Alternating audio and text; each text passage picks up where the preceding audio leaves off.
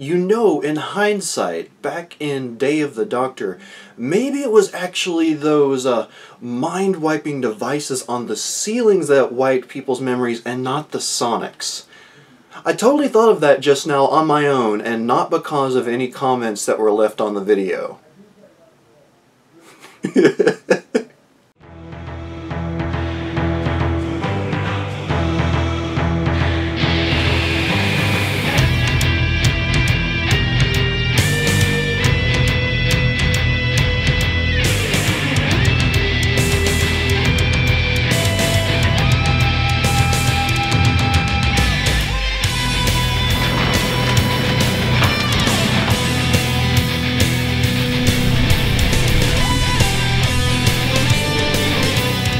Hello everyone, I'm PapaKenn and welcome to episode, I believe it's, 86 of Discovering Doctor Who. And it's finally at a close. Series 7 is over, except for my, 7B recap, of course. And, wow, what a ride it was, I have to say. Now, some of you have definitely voiced some very strong opinions as far as, what you think about this episode back on the reaction video comments. And there were some pretty strong opinions. Well, obviously I'll give my overall thoughts on the episode at the end, but I will say this episode definitely, it had some issues. But I overall, well, you'll see. I'm going to give away too much here. Anyway, let's begin with my favorite parts of the episode, starting with number 1. The scenes where the Doctor warped onto enemy ships while he was holding the enemy body parts. Now, I didn't notice this when I watched this episode the first time during the reaction video, but at the very beginning when he is transported onto the Dalek ship, he's holding a Dalek, one of their stalks or one of their eye things, whatever it is. And when I saw that the second time, I died laughing. I thought the scene was funny to begin with, because I thought the scenery looked like, it was probably the Daleks.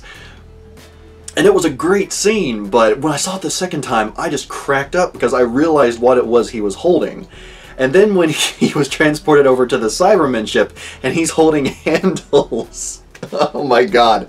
Those two scenes right there were just amazing. It's just like, I mean, I would say excellently comedically written. Yeah, I would say that. Again, at least in my opinion from my perspective. But moving on, actually speaking of handles, my second favorite part of this episode was handles. It definitely confused me at first because, again, if you saw the live reaction video, I was just thinking, why does he have a Cyberman head? Why? And then when it's, explained a little bit later, and it's explained very briefly. Like, we're not giving a lot of information, it's just, oh, okay, well, he picked him up here, and la-di-da. So, I do kind of wish we got maybe a little bit more information, but what we got was definitely enough, and I loved Handles. Like, as a character, as simple as he was, or it was, I suppose it was a he, Handles was just a really funny, well-done character, and the way they had his lines executed were just such perfect timing, especially when the Doctor asks him to remind him to reconfigure the phone line to the console, or something along those lines. And a joke that made me laugh particularly because this is something I'll do with my wife, because immediately, Handles reminds the Doctor, and then, the back and forth of, tell me later, when? At a later time, when?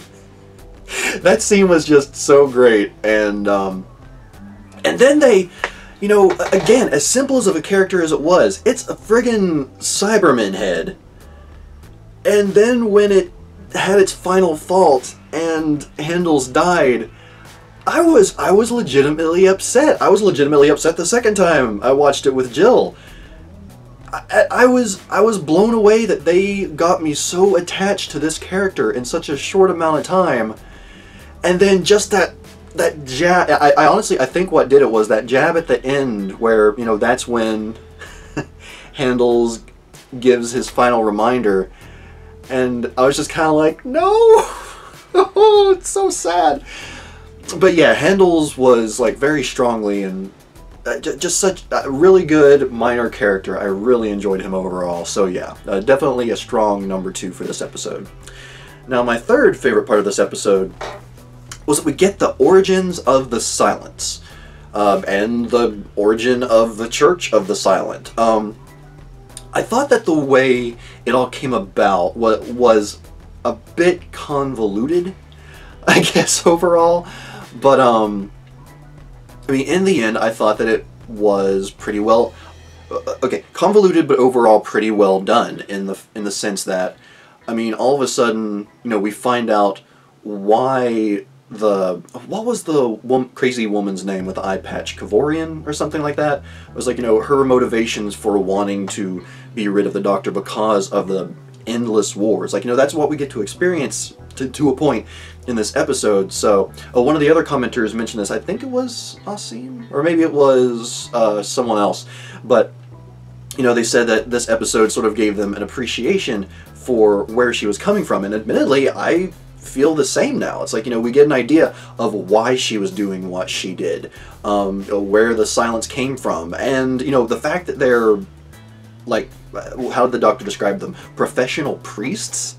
I thought it was clever, a little bit strange, because, you know, if you don't remember confessing, then how do you know you've actually confessed? It's, I don't know, that was kind of strange, but, again, thought it was pretty clever. They could have worked on it a little bit more, but overall I did like that. So yes, the origin of the Silence. I enjoyed that about the episode. Now, my fourth favorite part of the episode was that we, like, I guess sort of the theory that I came up with at the end of the time of the Doctor, or no, I'm sorry, the day of the Doctor, that, you know, because the Doctor would take on the mission of trying to find Gallifrey, you know, that he would end up changing his future, that Trenzalore would no longer be his final resting place. You know, they basically did that. They changed his future with this episode in the best way possible. I honestly expected it to be something that, you know, would probably be drawn out, or, you know, it would occur closer to, I don't know, whatever end they might have in mind, if it ever does happen, you know, with the show at some point down the line. But the fact that they, you know, basically made my part, or at least parts of my theory, accurate, you know, was pretty cool. I liked it. I like the fact that they changed his future, that we no longer really know the final resting place of the Doctor, because he has an entire Time Lord's set of life cycles left to live again. So I just, yeah, I really like that. I like the way that they rebooted the Doctor, so to speak, or reset him. I thought that was overall well done. I really, really did. The whole changing of the Doctor's future. Now, moving on to number 5. When we say goodbye to 11. That scene, I have to say, that was the best scene of the entire episode, and definitely one of Matt Smith's best speeches as the Doctor. Possibly the best, because of every time I've read it, every time I've, you know, seen, or both times I've seen Matt Smith read it, like, you know, I have just this connection with what's being said, as I'm sure many other people do as well. But yeah, those final scenes with Matt Smith, is like just saying goodbye, was just, it was really powerful, so well done, really well acted, and I really, really like that. And that also brings me to number 6, which is Hello 12. And as brief as it was, and I know some people probably find this a little bit hard to believe, but I already kind of like the 12th Doctor. Like, you know, I haven't gotten to experience him truly. I haven't gotten to see his personality, or experience his personality, to really see if it works for me or not. But what I did get to see was just the expressiveness, not only in Capaldi's eyebrows intensify, but also just, you know, in that short amount of time, he was able to embody the Doctor in my mind. Just like, you know, the physical form, at least. Just like, you know, the very franticness. I am very curious as to see why he can't remember how to fly the TARDIS. I'm sure that'll probably be remedied in some form, or like he'll remember, hopefully, at the beginning of the next episode, or at the beginning of the 8th season. But yeah, I honestly did like that scene. I honestly, overall, enjoyed it more than when Matt Smith came in, which sounds weird. It may just be because I was much more attached to Tennant than maybe I was to Matt Smith. I don't completely know. But yeah, overall, I feel like Capaldi's entrance was really well done. And let me say this. A lot of people have commented. I've definitely heard the the running joke of, it's like, don't you hate it when you sneeze and you turn into Peter Capaldi? First of all, no, I wouldn't hate that. Peter Capaldi seems pretty cool, and everything I've heard about him makes him seem pretty awesome. Admittedly, I would be a significantly older man, but that's okay. I'd have a Scottish accent. Jill loves Scottish accents, so that would work, possibly. Unless you would think I was too old. I'm getting off track, aren't I? Yeah, anyway. So those are my favorite parts of the episode. And admittedly, I had some other favorite parts, but I want to try and keep this condensed a little bit, because I wanted to leave, the lanes open for everyone to talk about, some of their favorite parts about this episode as well. And it's definitely one of those that's a bit controversial overall, especially based on the IMDb score. You can always judge based on that, but, it was a little bit lower than I expected, like an 8 point something. But anyway, let's move on to my annoyances with the episode, and I will say I had a number of annoyances. There were quite a few, some of which were voiced in the comments, or they were at least very briefly mentioned. But rather than listing them all, I'm going to do a little something different, and I'm going to focus on one annoyance in particular, and it's the one that really bothered me the most. And I have a lot to say about this one, that's why I'm just making it this one annoyance. So, my annoyance with this episode, The Time of the Doctor, is that the entire story, or the entire episode, felt like a story of exposition. Like, it literally, to me, felt like 70% of this episode was exposition. So, the majority of an hour-long episode was just exposition, being told what was going on in the background, getting told, very briefly, that, all of these great things that the Doctor did over time, over 9 centuries for the people of Trenzalore and the town of Christmas. It just,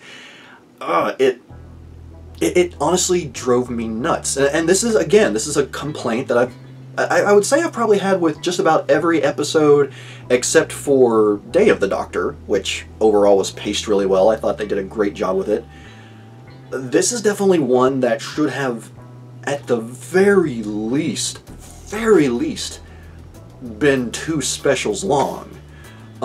Possibly longer, after, Tennant's official last season, and then they went to the specials, he got, was it 4 or 5 specials? I want to say 4. Yeah, so 4 specials before he finally left. And I feel like that's what they should have done with this. I feel like that would have made it seem like a much better, stronger ending, because there's so much of this story that's just spoon-fed to us. And it's just kind of like, the Doctor did this, and the Doctor did this, and the Doctor lived on and helped the people for all these years. And it's just like, wait, I want to see this. I don't want to hear it. I want to see it. It's the phrase, it's like, show, don't tell.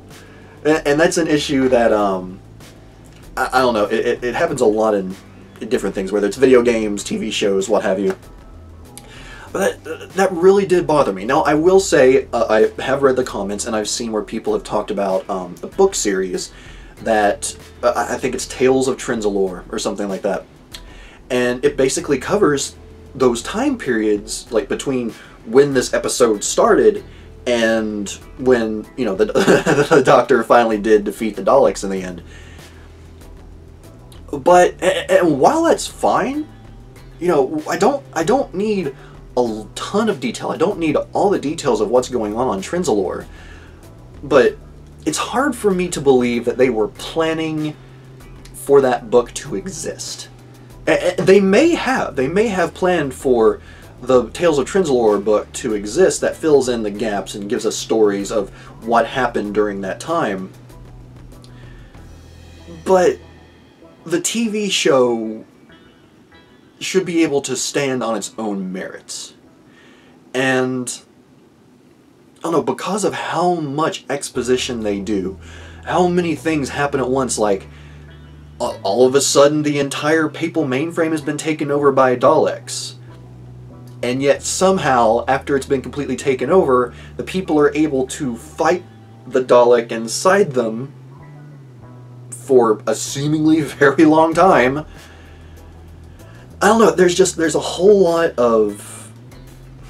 I don't know if plot hole is the right phrase, but there's a lot of holes in the story that could have been fleshed out with, again, even just one more episode, at the very least, to strengthen the story overall. You know, ideally 4, possibly.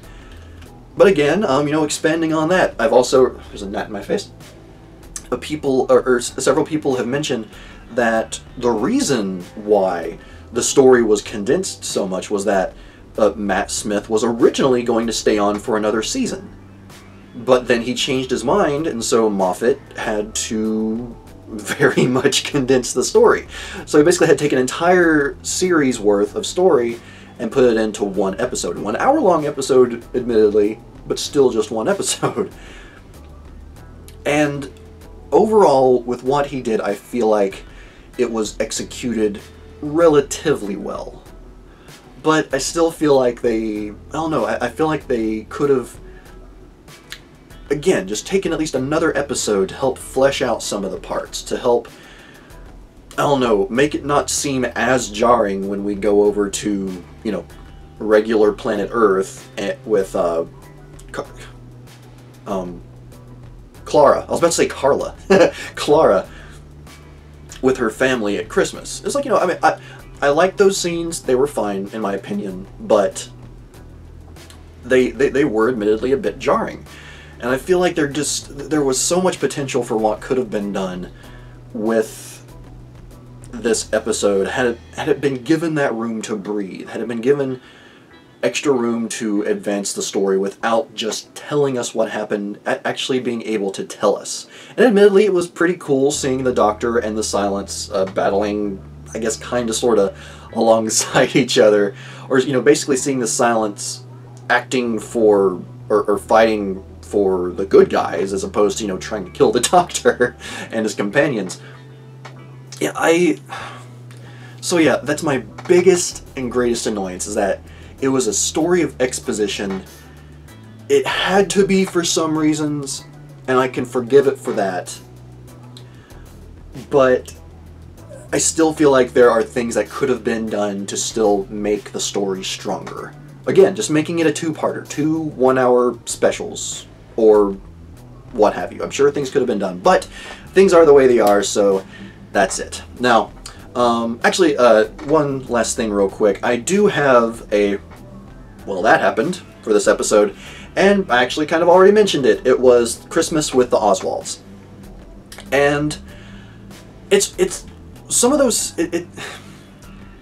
the scenes with them, I thought it was cute, I thought it was funny. I found Clara's dad more than a little bit annoying at times, especially when he tried to keep getting his mom to tell the pigeon story, or the story with the pigeon. But it was interesting to actually get some family interaction, or get Clara interacting with some of her family that wasn't, you know, the family that she was staying with to take care of. You know, with this being her actual family. And some of the scenes, especially the grandma, I really liked the grandma character. She was great. The stepmom was... I didn't care for her as much, but it was evident that, you know, we weren't really supposed to like her. I wish the dad had been less annoying, but, you know, that you gotta take what you get. So yeah, I didn't hate those scenes. That, again, they were jarring. They took us out of the flow of what was going on, but that's kind of the purpose of scenes where we go back to Earth when something else is going on anyway. It's not the first time it's happened in this show. I'm sure it happened plenty of times, or at least a few times in the classic era. But it's like, you know, especially in New Who, it's not the first time, and I'm sure it won't be the last time that something like that happens. So yeah, it's neither really a plus or a minus for me, so Christmas with the Oswalds is just kind of eh. And then also, it would have been nice to have seen, I guess, a closing scene with them. Then it would have felt maybe a little bit more positive, because all we're left with is Clara tells them to not go anywhere. And then she goes to Trenzalore and finds the Doctor when he's super old, and then we don't see him, or we don't see her family again at all. And that just felt a little bit weird, felt a little bit unfinished, I guess, in my opinion. But, taking all those into account, and especially me using only one, in my opinion, significant annoyance, what were some of your all's favorite parts about this episode? Your annoyances, obviously, and even parts that you were just kind of neutral on. It's like, you know, you liked them, but at the same time they bugged you, you know, kind of like how, you know, how it is with me. Well, that happened. So yeah, as something that I've been trying to remember to say in the previous videos, and I'm going to continue to say from now on, even if you think you have nothing but annoyances to say, I beseech you to say something nice. Doesn't matter if you think this is the worst episode of them all, I want everyone to say at least one thing nice. Say something nice. Alright, now moving on from there, now that we're done with those, it's time to talk about my track of the episode. And this, the Day of the Doctor, trying to pick the tracks for it was incredibly hard, because almost the entire soundtrack was just phenomenal. And this is another episode that had a strong soundtrack. Now, coming off of Day of the Doctor, it wasn't as strong as that one was, in my opinion. There were definitely some strong songs, but overall, I guess maybe in comparison, the music for Time of the Doctor felt a bit weaker, or it didn't give me the same feeling that almost every song of Day of the Doctor did. So, you know, I was listening through the soundtrack and I was like, okay, this is alright, but nothing's really catching me so far. And then I got to the final tracks. Like, I think it's the last 3 tracks of the soundtrack for this episode. And once I got to them, I went over them over and over and over again. I could not choose one track over any of the others. So, the track, or rather tracks, of the episode for Time of the Doctor are Never Tell Me the Rules, Trenzalore / the long song / I Am Information reprise, oh, and Hello 12. Those 3 tracks, like, I could listen to them on loop over and over and over again, and I can see the scenes that they encapsulate perfectly each time I listen to them. And like I said, I simply could not choose between the 3 tracks, so there you go. The tracks of the episode are those 3. I'm sure you had a huge old wall of text there on the screen. I do apologize for that, but yeah, I simply couldn't pick between any of them because they were all that good, and by far the best tracks of this episode, in my opinion. Now, if you have a different opinion, if you think there was another track on this episode that was perhaps stronger or also stood out for you, please do let me know in the comments down below. And then, of course, my quote of the episode. And this, the one that I picked, will most likely not surprise anyone. But there were so many good lines in this episode. There were a lot of quotable moments. Possibly just as many as there were in The Day of the Doctor. But the one that I chose is the one that touched me the most, and I'm sure, and I mean, from what I can tell, it really hit a lot of other people too. So, the quote of the episode for me is part of the Doctor's monologue as he's beginning to leave, you know, as his life is ending, as he's going through these hallucinations of seeing Amelia and then Amy. And the quote is this: "We all change when you think about it. We're all different people all through our lives. And that's okay. That's good. You've got to keep moving so long as you remember all the people that you used to be. I will not forget one line of this. Not one day, I swear. I'll always remember when the Doctor was me." And the chills I'm getting right now, like honestly, every time I read through this, I get a little bit choked up. Every time I saw that scene, I got choked up because just the idea itself, going outside of Doctor Who, it's an idea that can just really encapsulate so many people's lives that I'm not going to go into too much detail about it, but you know, long story short, we all go through a lot of things in our lives. We all are different people throughout our lives. I'm not the same person I once was, and as much as it may pain me at times, I'll never forget who I was. Sometimes I may want to, but I never will. And just that, and going far beyond with that quote, is just so good, so powerful. And I believe Jill told me, and possibly a few others in the comments too, but Matt Smith specifically picked, like I think he wrote that line, like he's the one that chose his final lines as he was leaving. And yeah, he did a really good job of picking. He did a really good job with that one. Now again, I know there were a lot of other great lines in this episode, so whatever yours may be, please do share it in the comments down below. You know, let me know some of your favorite lines. Like, I know some people mention them in the comments for the reaction video, but, you know, if you don't mind, mention them down in the comments here as well, so, you know, you can share your favorite lines with other people, perhaps. But yeah, my overall thoughts, my transitions are kind of weak today, I apologize. My overall thoughts for this episode, and I don't know, like I was saying at the beginning, there's a lot of people that have very strong negative feelings toward this episode, and I can agree that it has issues, I can agree that it has problems, in my opinion, all of which can be blamed on, you know, that tons of exposition and then apparently having to take a season's worth of a story and put it into one episode. But there's some people that seem to think it's like one of the absolute worst, and I cannot agree with that at all. I thought it was a good episode. I thought it was a good way for the Doctor to go out. It could have been much better. So much better than it was, especially knowing what I know now. But it was an episode I enjoyed. It made me laugh. I enjoyed it from beginning to end, and it definitely punched me in the gut and made me cry at the end. So, overall, I like this episode quite a bit. Will I say it's one of my favorites? Maybe not. But it's definitely one of the stronger episodes of this season, in my opinion. And overall, I thought pretty well done. And, you know, again, taking everything into account, I thought they did a pretty good job with what they had to do.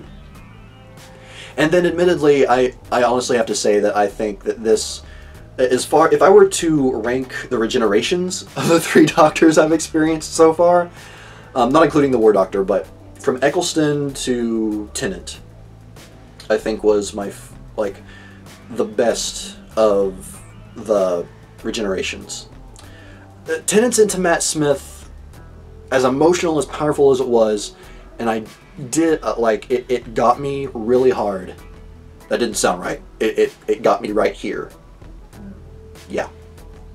Anyway, you know, I would say that's probably the weakest of the 3. Now this one, in particular, this regeneration, I feel like it's the second best. It wasn't as good overall, again, in my opinion, as going from Eccleston to Tennant, but it was still really well done, and it actually comes close to rivaling that, in my opinion. So, yeah, this was definitely a really good regeneration, and the end of this episode, if nothing else is enjoyed about this episode by anyone, that ending has to be one of the things that a person can enjoy, or say that they, at the very least, like. Yeah, that sounds right. I apologize for the slip there earlier. That sounded weird. I might edit that out. Or I may leave it in. I don't know.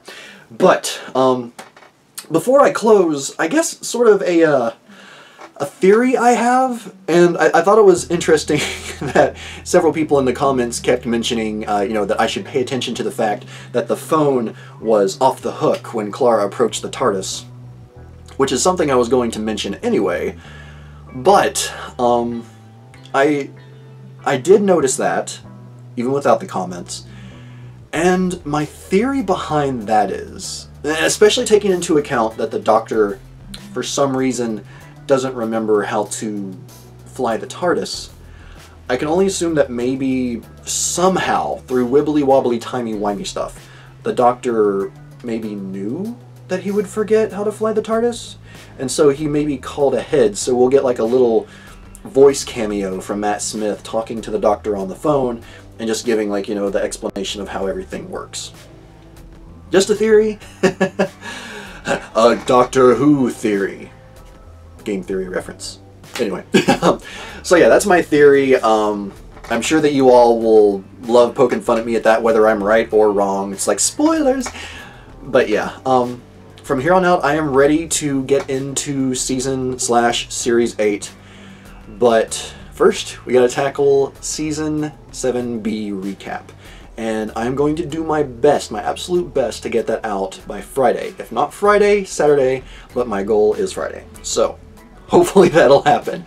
And I'm almost caught up with this show. I cannot believe it. I just cannot believe it. And thank you all so much for, you know, staying along with me for the ride so far. It's been amazing. I really, as always, I appreciate you all. I love the fact that so many of you have joined me for this journey, and I'm looking forward to not only getting caught up, but continuing the journey with the start of Season 9, which will be in September. So we got a little bit more time to get caught up, thankfully.